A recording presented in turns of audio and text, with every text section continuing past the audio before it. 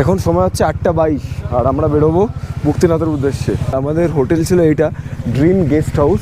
Off-roading start হয়ে গেছে।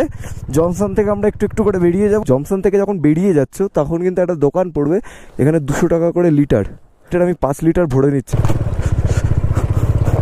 Tourist permit চেকপোস্টে আমাদেরকে দাঁড় করিয়ে দিয়েছে, এখানে কিন্তু এন্ট্রি করাতে হবে। পারমিট চেক করানোর পর আমরা আবার বেরোলাম। এখন বাজে 8:51। সামনে পাহাড়গুলো দেখো, পুরো লাদাখ মনে হচ্ছে। হ্যালো, সাইকেল নিয়ে আসছে দেখো, ওরে তেরি। হ্যালো, ধুলো ধুলো ভাই, এই রাস্তায় বিভৎস ধুলো।